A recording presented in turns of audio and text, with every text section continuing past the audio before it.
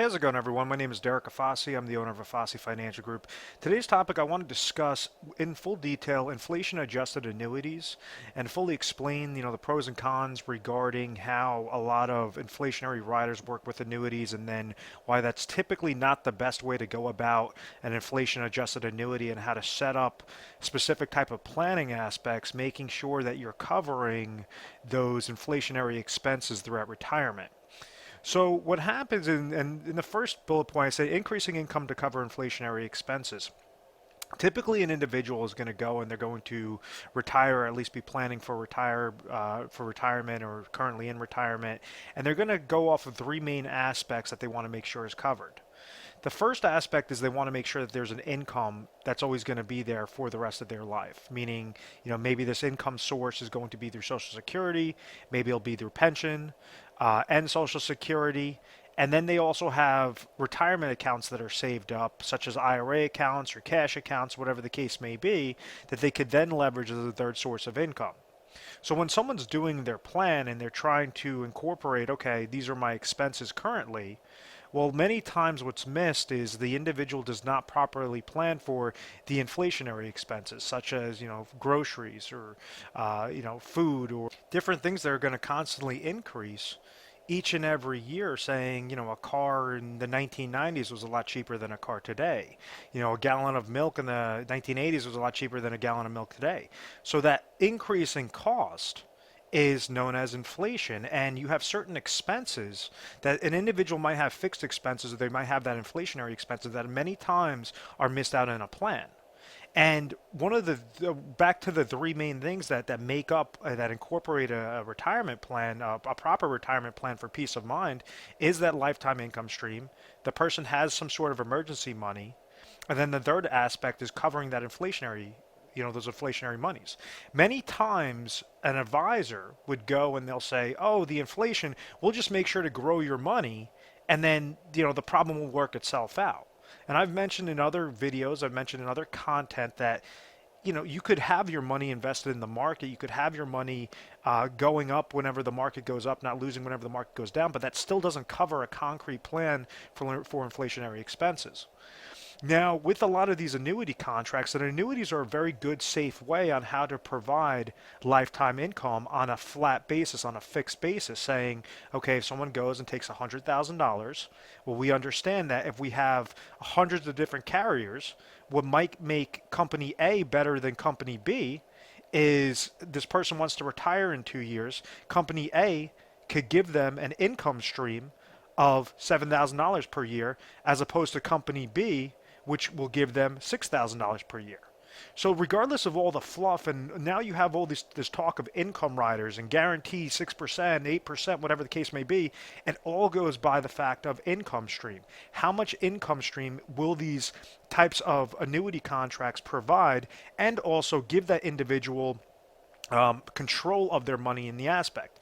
What do I mean by that control? And this is kind of taking a step back, but the generalities of annuities and a lot of reasons why they were first implemented was to provide somebody would pay an insurance company a lump sum of money, and that insurance company would then provide them lifetime income for either them or their spouse, for that person or him and his spouse, or her and the spouse. So each and every year, this person, or each and every month, this couple would be receiving lifetime income. Now, whenever, let's say if they both passed away very shortly, well, the amount of dollars that they surrender to the insurance company gets to keep. So that's how a lot of the annuities were set up, and that's why a lot of people got really pissed off about annuities, because they're saying, well, I understand I'm getting an income stream, but I've worked my entire life for this money. If I don't use up all my money, I want to make sure that it at least goes to my kids, it goes to my beneficiaries.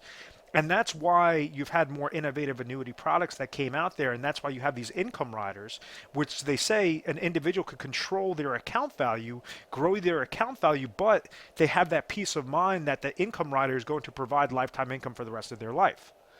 So as we get to the first bullet point, or I guess the second bullet point, it says problems with the products. What exactly do I mean by that? Well, you have hundreds of different types of annuity contracts out there, And now you have very few of them. They have something known as inflationary riders that are attached to these plans. And there's a lot of smoke and mirrors. I always use that term smoke and mirrors because these insurance companies are very smart. They use actuarial tables. They know this data to the decimal point on exactly how they could make a profit. And I always say that there's niche criteria, there's niche companies that an individual could go and leverage the correct income stream for their specific situation and provide that lifetime income stream. So what you have now is this more of a fluff, what I've noticed. I haven't really seen too many attractive inflationary protected contracts with an inflationary adjustment rider. But what it says is, okay, rather than that company A that's going to pay the person $7,000 per year, we're going to go with company C that's going to give them $5,000 per year, but this is going to step up with a 3% inflation rider each and every year. So yes, you're going to be protected with inflation, but you're giving up $2,000 worth of income just to get that extra benefit. So there's going to be X amount of years before there's a break-even point of going with this, which is a flat payout, versus this that's an increasing payout. So that's a problem in my eyes because I want to try to show you ways on how you get the most amount of income so that you're producing that flat level income. You're taking the smallest amount of dollars possible and placing into these annuity contracts because it is necessary to have that lifetime income stream, to have that peace of mind each and every year. This third aspect is rather than say, okay, play the guessing game with inflation and just worry about that whenever it happens. We try to set up plans, and this is something proprietary. We set up a concrete plan through a retire sharp planning system that steps up in income each and every year. So every few years, you'll have a bump in your income. You'll have a bump in your income. You'll have a bump in your income. It's known as maximize laddering strategies, and it's very unique to our company. So, it makes it a lot more concrete or a lot more powerful than just saying, yes, I'm going to go into something and, I'm going to have a smaller amount of income stream, and that income stream is going to remain flat, or the income stream is going to step up. It's going to take so long just to hit that break-even point. That's where individuals have problems with these types of contracts. And yes, they're still being provided an income stream, which is fine, but they're just not able to leverage their dollar the most maximized way. And it goes by where you live, it goes by what are the offerings, and then what makes us unique is we're able to siphon through all those top carriers before we're giving you the best recommendations. And it's not just one product, but it's multiple products, it's multiple strategies to make sure that it's going to correlate exactly to your expenses. And we're going to cover the fixed expenses and then those inflationary expenses, which are most important for the concrete plan. So that's why I have down here, it says income, emergency monies, and inflation protection. We want to maximize out that emergency monies. We want to maximize out those fund monies that I like to call it, meaning that that's the money that you could risk. You don't want to go into accounts and just play this guessing game with mutual funds because it hasn't worked out for seniors properly, especially with the volatile market conditions that we've been seeing. And it's because when an individual goes into a variable account, they're paying fees within that account. They're paying either advisor fees, mutual fund related fees, 401k related fees. So those are already negatives that are going against their account. And then there's no guarantee if the market goes down, let's say it drops 20% in a given year. Well, now that person, that mindset is completely shifted because now they have to incorporate that 20% loss into their plan. So we have clients that have millions of dollars and they're still freaking out because of the fact that they're terrified that a market loss is going to occur like it did in 2008 with the 57% drop. And time again, it's because of these downward market shifts that do not allow an individual to properly retire. Typically, the happiest clients I have is somebody that has Social Security income, pension income, and they really understand what their expenses are, to the 10th degree. And when they understand those expenses, maybe Social Security is providing them $30,000 a year, maybe pensions providing them another $20,000 a year, but they want to have a comfortable $60,000 per year of income. Well, with that gap, we understand that there's a $10,000 gap.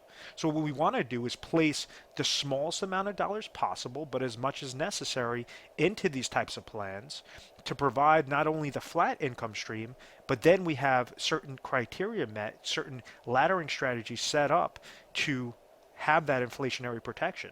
And that's how a proper plan is set up. And that's how an individual is able to properly retire and spend their retirement dollars with confidence. It's because they could spend money like it's water, like it's going out of style, because they know that the next month a new paycheck is coming in there.